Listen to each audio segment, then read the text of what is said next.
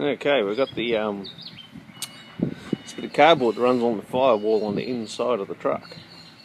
It's out of with some bits of cardboard, made up some patterns for the bits that are missing. Well, as near as I can tell. Quite the job to get all that out. Anyway, we'll do that and seam seal it up as best as we can, where we can, and make a new bit of cardboard. Oh, Dynamat, that's the main reason we pulled it apart. But we'll seam seal it around with this firewall joint on. We've got the Dynamat all in, everywhere. The cabs, the doors, the floor, the this or that. We can probably, we've got one sheet left, so I might just make sure that we go all the way up to here, down to there. Now they've told me you need the pack. I've got Dynamat Extreme in a bolt pack, and one bolt pack's meant to do a car. Well, I've used two.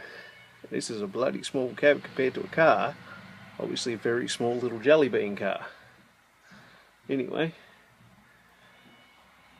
so I've got the Dynaliner to put in on the firewall, and yeah, that's about it, I think. Then we'll start putting the rest of the interior back in. There's a lot more work than I ever thought in putting this Dynamat in. It's so fiddly and sticky, and not at all like the instructions on the outside of the box. Well, maybe I'm doing it all wrong, but it's not a 5-minute job.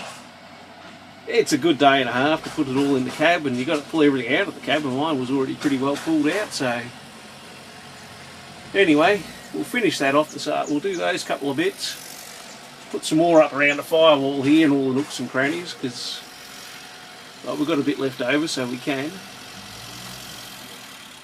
Especially on this side, because the exhaust is over on the driver's side. Anyway, we'll take it from there. This is the heater air conditioning unit off the truck. Goes under the dash. I don't know what everyone else uses over in America. It might be different. There's a big box that goes in the passenger footwell, and the controls over in the middle, under the middle of the dash. Now, this one here is a TX valve, as most of you probably already know. This was full of Sikaflex. So we're trying to... I vacked it out. I connected up the vac pump and sucked it out as best I could, and it's holding vacuum, the evaporator. So we know that it's good. So we'll go and have a bit of a play around next time in Townsville, which is probably Friday. And I'll go to the Wreckers car wreck and see if I can get something that... get a compressor and a condenser and some hoses and shit to match out of an old car. It'd be a GM or a Ford car, I'd imagine. Okay, it's another magnificent day. Look at that panel in the back of the cab. Custom made from Princess and Wife number 2. There's a new panel under the dash here, all black cardboardy stuff that goes all the way across to the other side. It's all Dynamated. It's Dynalined as well on the firewall, and up each side here of the cowl. Actually, it's not over there on that side of the cowl. I must have run out. But it's going back together. That's a good point. I reckon that's all pretty impressive. Look at it. Look at that there. I reckon Princess and Wife number 2 and myself, we've done a pretty good job on that. It's considering what we had there before. Now, I don't know whether this Dynamat's going to work any good or not. Listen to the difference. That's... hang on, I'll do it up here where you can see. That's no Dynamat.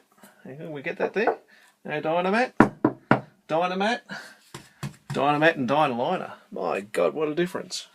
The main thing I wanted to achieve with this was to keep the cab cooler. Stop the heat coming up through the floor, but we've sort of got a bit carried away with this truck. It was going to be just a real quick fix up. It's got all a bit out of control, which probably isn't a bad thing. So I'm going to see if I can get the rest of the bits, enough bits to make the AC work again. I've got a plan for the keep it much cooler inside. While I've been working on it, I've had a real good look at things, obviously, because I've had it in a million bits. I know where most of the heat's coming from. it's going to be surprised, the exhaust. And I reckon if I make a big shroud like they put on cars and things, it's got to make a big difference. Front of the bonnet and down below underneath and the back of the manifold and over the turbo and things. Try to keep some of the heat from coming in the cab. This is the heater, the Mr. AC unit off the truck. I've cleaned all that up because you're going to see all that from inside. Cleaned all the switches and everything. Put some fresh black on it so it can go back in hopefully today as well. But yes, anyway, so we're moving right along. I don't know as much else to say or do or explain, but we're getting there. Working on the air suspension seat, and it doesn't suspend, as you might recall from the previous video. The air suspension in the truck didn't work, and the seat was actually plumbed into the truck ride level valve, level ride valve, whatever it is you want to call it, into the level ride valve, and that valve was way out of adjustment anyway. It was never going to work because it wasn't actually connected to the seat, and there's no valve at all in the seat. And this is what happens: there is movement in the seat, but there's no valve for it at all. So it works, it goes up, it goes down. And not only that, this seat's called a Dynamat. Never heard of one before? Neither have I. It rolls backwards and slides backwards and forwards like that. And you actually get rocking chairs like this. Glide backwards and forwards, and you lock that in. So, the idea is you plumb it up properly so that it actually works. Like that. So after much deliberation, I went to town and I bought a valve. The man in the truck spare parts place, he wasn't overly keen in selling me anything because, well, I can't give him a serial number, model number, or any other number. So, but this is what I've got. Works the same as the one on the truck. Up, down, in and out. Doesn't really matter which way. He got all technical. I don't think it matters. One way will let the valve in, the other way will let the air out. Okay, this is what I bought. It's a valve that goes up and down.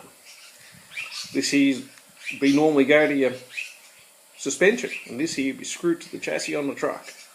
Like that, and the airbag lets air in, lets air out. Same principle, but on the seat. Up and down, or vice versa.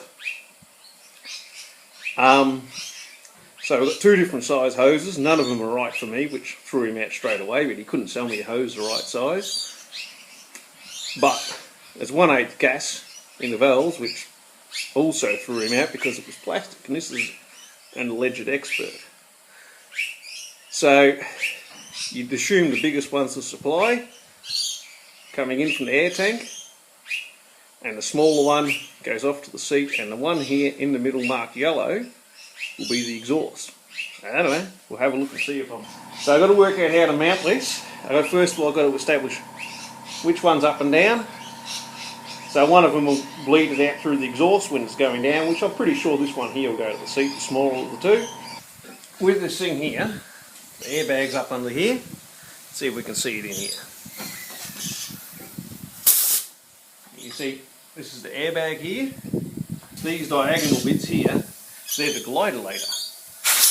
And they don't go up and down with the seat. If you look at them, they don't go up and down with the seat. So what that tells me, look at that there. They go on this different thing at the front, and when you unlock it, you can, hang on, that's somewhere different again. That's down further. What the hell are those things for then?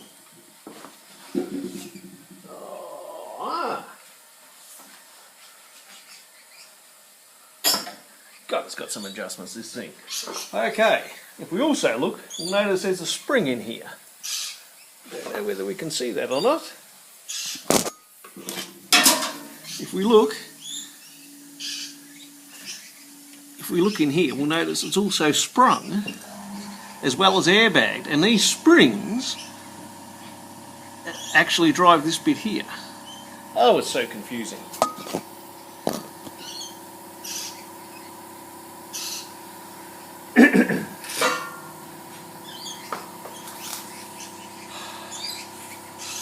adjustment. It does have height adjustment as well. That might be height adjustment. That might be. Let's have a look. What does that unlock? Let's see what happens. Oh, that's your height adjustment.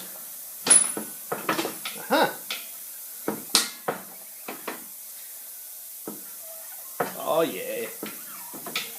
And this one here must be forwards and backwards, is it? No, that's I gotta find the right bit. That's your forward backwards one anyway, this one here. So it all sounds so simple. We've got to make sure that when we put this on it's actually hooked to the right part. Now that I've established which way this has to go, I need to work out how much travel we have in this switch here. So that's in the neutral. So if I was to lift that up, it goes up about an inch and actually goes down about 3/4 of an inch. And then I also need to, I don't know whether we can see it on here, measure the seat, how much it goes up and down. And we can tell that it actually goes up and down. It's about 19 there, and about 21.5 there. Now this all depends on where you measure things from. If I measure in here where the airbag is, we can see on the outside here, it's about 23 inches. I don't know whether you can see that, but just trust me. And if I lift it up, it goes to about 22.5. So it's about 1.5 inches of travel. But on the front here, 545 on this edge here towards the front of the seat. I lift it up, it goes to 485. So that's 15 and 45 is 60 mils of travel. Which is 60 mil, if we look up here, is about 2 3/8 of an inch. I don't have to look up there because I work with both. So it's 23 here on the back, and it raises about 1.5 inches. I can see that. It goes to about 22.5, maybe a little bit more. So I don't think that'll be enough travel on this back edge to get a reliable switching. So we're going to have to mount it around here on the front, which you can't see from there, but that's okay. This diagonal brace stays stationary, and that one up there moves, as does this bar here that the seat screws to. So we need to find a way of mounting this to here. This is the switch, the level ride valve, and also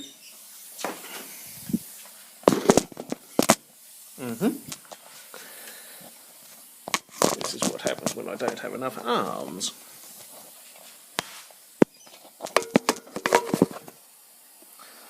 And also this part here needs to be mounted between here and here with an adjustment. So I have a plan. Okay, you can see I've got the valves now mounted under the seat. Air line going to the bag, air supply. The next thing we've got to do is make a linkage to go from the control arm for this valve to the cushion part of the seat. So I've welded a 6mm bolt on here on the little arm extension on the valve. I had to weld the 6mm bolt on there. I've got a left hand thread and a right hand thread eye ball socket. I don't know, what do you tie rod end? Tiny little one. 6mm threads in them. That's why the bolts have got to be 6mm. Because the only turnbuckle I could find with left and right hand threads, because you can't just buy threads down the street, was metric, epoxy metric. Anyway, so that's 6mm and that's 6mm. So that gives me my left hand thread and my right hand thread. So I set a block under the back of the seat at about where I reckon halfway through the travel is. It's a little bit over halfway through the travel, like a quarter of an inch. So I'm calling that ride height. I measure between the arm on the valve and the stud that I welded on the bracket here, and I can see that that's about 4 3/4 of an inch. So I measure out approximately 4 3/4. See, I've got to cut in there somewhere to get my roughly in the middle. In theory, when I connect up the airline, it should lift up to ride height and sit there. Or blow them up and move face. So there we go. Now I reckon ride height had to be about 7.5 inches, so we can work out where I can put my hand to adjust my little turnbuckle. That's making it shorter.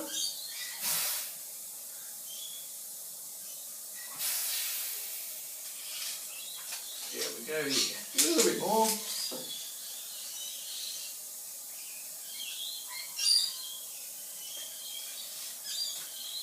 So about like that, I reckon. Now, I'll find my nut. So the theory is,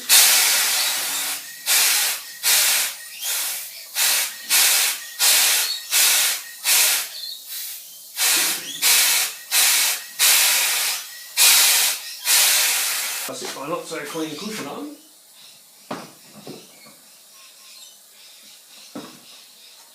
The right way around.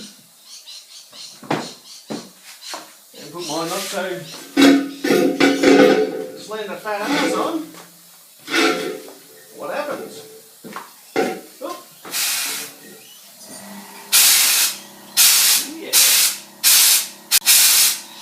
Let's get one tape, a bit of line and take that flipping outside the cabin, give you the shites after a while. Oh, it'll be something better than that.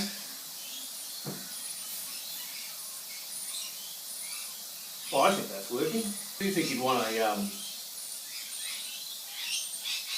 take the exhaust of it outside the cabin, give you the Jimmy Brits after a while? Poofing away there. I have a vision. I reckon I need to restrict this air supply. Bronze it right down and drill and tap it or something, put a tiny little pinhole through it, small to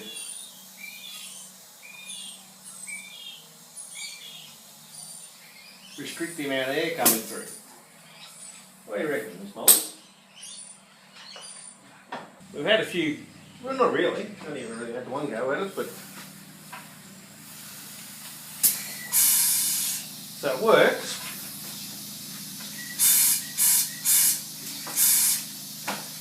What I've learned, I put a little bit of hose on the end of the vent. It makes it a lot quieter when it's going. I reckon I might actually need like an inline fuel filter, might really quieten it down when it's letting the air out. It was real loud before that, so that's probably bearable like that. I'm not really sure if that's how it's meant to be or not. I thought maybe the shocky was stuck, but it seems to work, and I disconnected it and it's got tension there, so, you know, restriction each way, so to me it's got to be almost right. So, I'll just lube up the runners on the base and stick it in the truck and it'll be another job done. Battery box lid's missing, because of air state you only have a tiny battery. No doubt. I phone up the wreckers, phone around for them. Nah, I got nothing. They've all blown off. So, no doubt they're $300 or something from Mack in Australia. So I have a plan about something I'm going to do there. Okay, I made the cover for the battery. I'm about to do the last bit of spray painting on the truck that it's going to get this rebuilt. It was missing the battery box lid, so I made one to see how it works out. It's the last bit I'm doing. until, well, next time I paint, I guess.